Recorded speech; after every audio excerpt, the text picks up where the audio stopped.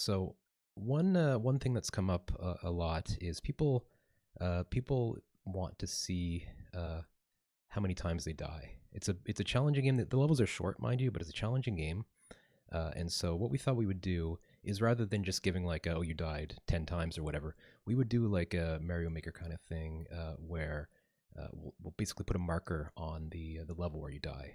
Uh, we might not persist that in terms of like if you come back and play the same level, we show all the places you die because you know for some levels it might actually become a little bit problematic, all the icons you'd have on the map.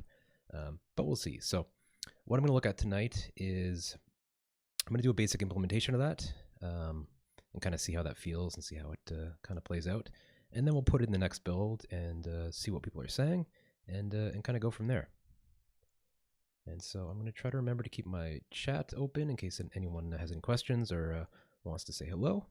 And otherwise, I just kind of work through stuff. If you have any questions along the way, feel free to ask. This stream obviously targeted a bit more towards fellow game developers, but you know, I encourage anyone who's interested in seeing how games are made or curious about the games I'm making, you know, to join and chime in and kind of get involved.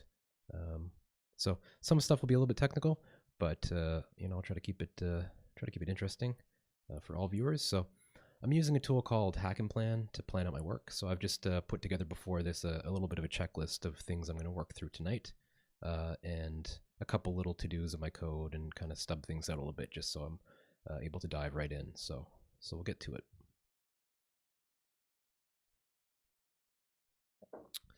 So I'll probably just I'll pick some random level here. Let's see, something interesting just to give you a little sense of what this game is all about. Let's go with, what about this one? Yes, it's not a bad one.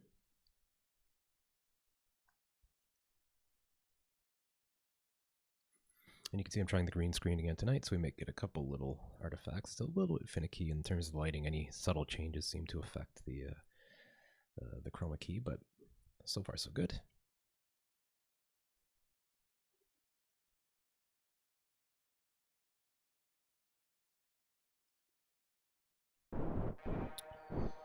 So, basic idea here, you're controlling a little rocket ship, and you gotta just kind of make your way through these pretty challenging levels with everything trying to kill you, and it is basically one-shot death, even like hitting the walls like that.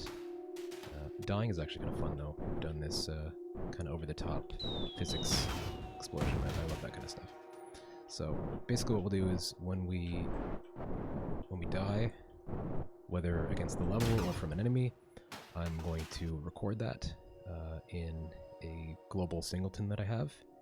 And when I load the level, because when you die right now, the level actually reloads, like the scene in Unity reloads. So I'll basically go through that list and spawn prefabs with the icon.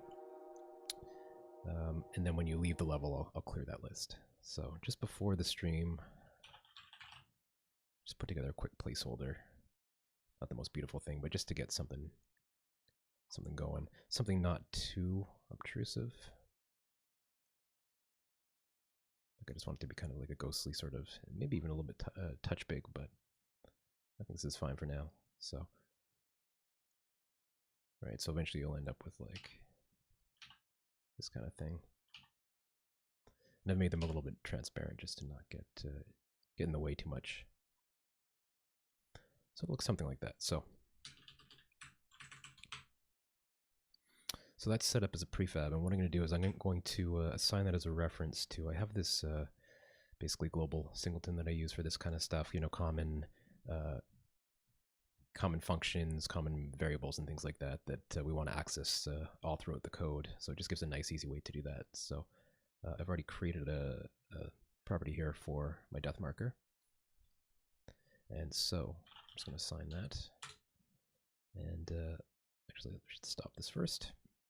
So this itself is a prefab as well, so that we can have it in all the different scenes and keep all these references and things like that consistent. So I'll poke around a little bit. I'll show you kind of how things are set up. Again, Any questions, let me know. I definitely want this. I want this to be as much about, working with other people, helping other people out with their problems, as it is about just watching me work, because that's maybe not necessarily the most exciting things at times. But so I think these are really the three classes in question that we'll mostly be updating here. So as I was saying, game manager is basically like a global singleton.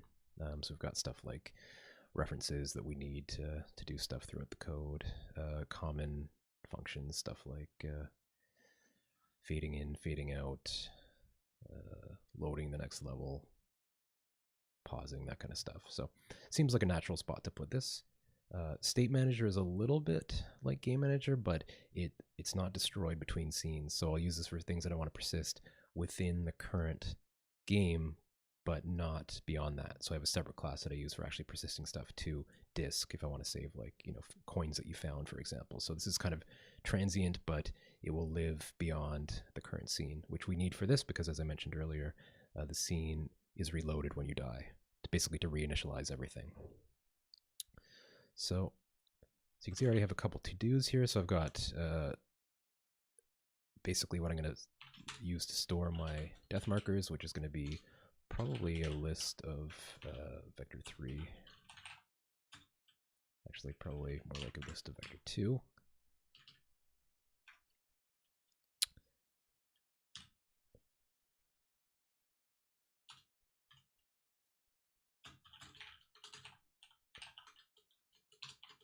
Force a habit.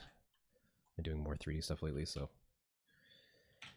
And so what we'll do is when we die, and I already have an entry point for this in Game Manager because we have a couple other things that happen when you die as well. So I think it's just on death, yeah. So I do like an analytics event. I'm currently persisting that to storage as well. So I will store, that looks like the number of times you die per level. Whether or not we do anything with that, it was kind of my first pass over, when people were saying, yeah, we really want a death counter. So, okay, cool. But I think this will be a lot more interesting having these little markers because really it gives you kind of, context, in your current run rather than like going, you don't want to go back kind of like, days or weeks later and say, oh, I died so many times on this level, after you've beaten it. I don't know. Probably not. So we'll see what people think. But so what we'll probably need to do for this to work first is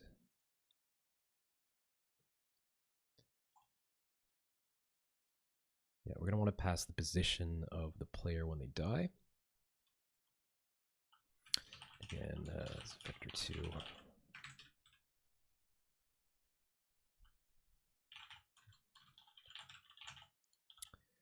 And what I'll probably end up doing is I'm probably going to spawn a death marker right away just so you see it. And we'll try it out. We'll see. Because as I mentioned, so basically you die, I'll add it to a list. The scene will reload. And then I'll spawn all the death markers and position them. So it may or may not look weird. If you're playing the level for the 5th time, you see all these other death markers. You die. You don't see one where you just died until you reload. So we'll probably spawn one first and then see what that's like. And if I don't like it, maybe take it out. But so this is going to be state manager, death markers, add the current position. And I might end up making a function to spawn the death markers, but for now, I'll probably just do something like this. At basically position here. Oops.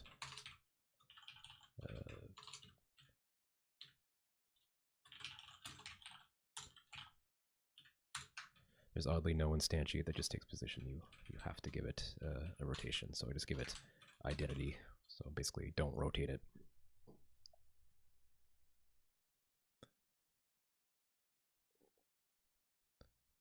And force a habit here. We don't really need that game object.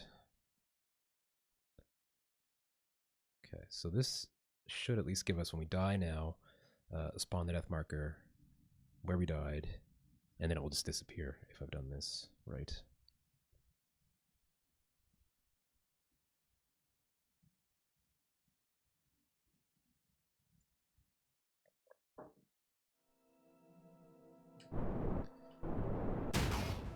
Yeah, there we go.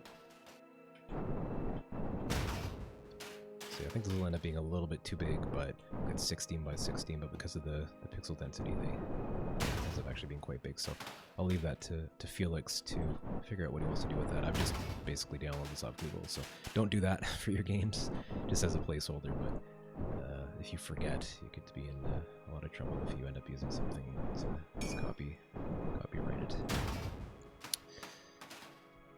Cool. Okay, so that's that. So now basically we're just going to do this same thing. Cat is so comfortable here on my chair. He's just kind of stretching out and reaching towards me.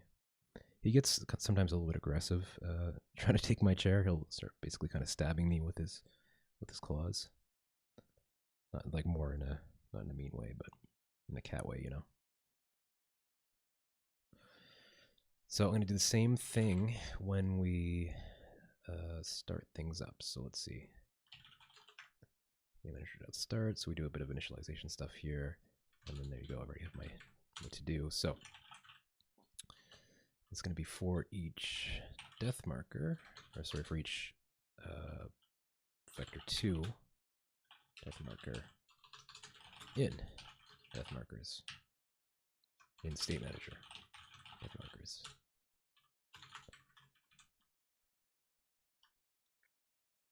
And I meant to pluralize that, so I'm going to go back and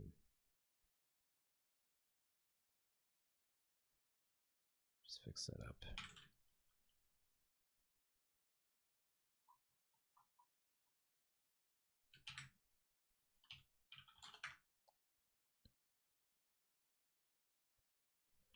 So basically we're just going to take each position.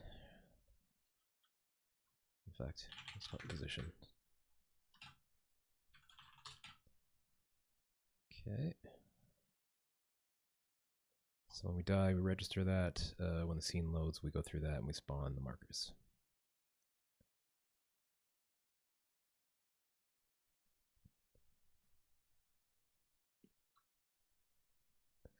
Yeah, so basically what I do on the stream, I'll pick one or more things and try to work through them. And some of them end up being a little bit of a roadblock and I don't finish them. And some of them end up being so easy that I'm done apparently in a matter of minutes.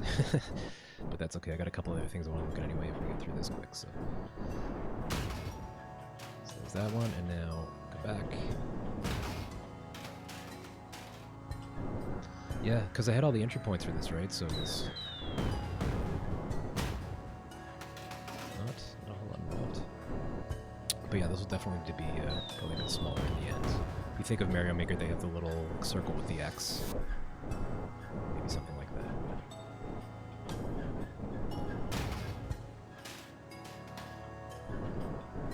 Here's a funny thing, because I'm not resetting this, right? So if I go back, probably won't see it, but I think it's actually rendered or spawned them. Yeah, see, there's a bunch all over here. So I guess that's the last bit is so we have this level select class, and in back to menu, we go back to the menu. So basically back to the level select. And so from here, what we're going to want to do is state manager instance depth markers clear.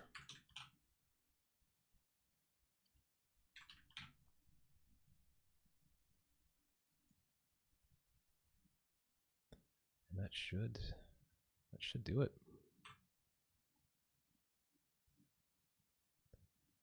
So we'll try a couple levels here, make sure everything works as expected.